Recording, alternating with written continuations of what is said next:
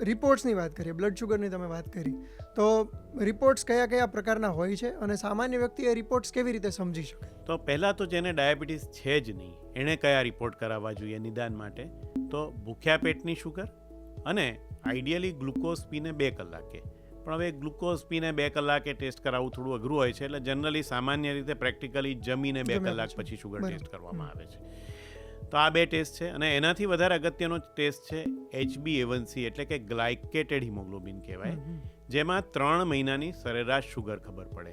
તો જો જેને ડાયાબિટીસ છે જ નહીં અને એ જાણવા માગે છે કે મને છે કે નહીં અને તપાસ કરાવવા માગે છે, તો જો એ ભૂખ્યા પેટનો રિપોર્ટ કરાવે, લેસ દેન 100 એટલે કે 100 કરતાં ઓછું આવે, 100 મિલીગ્રામ પર ડેસિલીટર કરતાં, તો એ નોર્મલ કહેવાય. 126 અથવા એનાથી વધારે આવે તો એને ડાયાબિટીસ કહેવાય.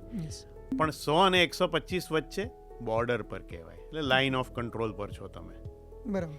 એટલે તમારે સાચવવાની જરૂર છે. હજી થયો નથી પણ થઈ શકે છે. Is it pre diabetic phase? It is pre diabetes.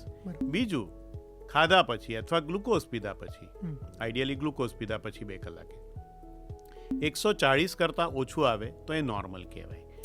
200 કરતાં વધારે આવે તો ડાયાબિટીસ કહેવાય. અને અગેઇન 140 થી 200 ની વચ્ચે આવે તો એને પ્રી ડાયાબિટીસ અથવા ઇમ્પેર્ડ ગ્લુકોઝ ટોલરન્સ કહેવાય, એટલે કે તમને ડાયાબિટીસ થવાની શક્યતા વધારે છે. ત્રીજો જે ટેસ્ટ આપણે વાત કરી, HbA1c, 5.7 અથવા એનાથી ઓછું આવે તો નોર્મલ કહેવાય. 6.5 અથવા એનાથી વધારે આવે તો ડાયાબિટીસ કહેવાય.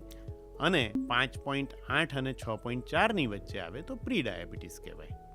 એટલે બહુ મોટી બોર્ડર છે, થિક બોર્ડર છે. એક બાજુ નોર્મલ, એક બાજુ ડાયાબિટીસ અને વચ્ચે થિક બોર્ડર છે.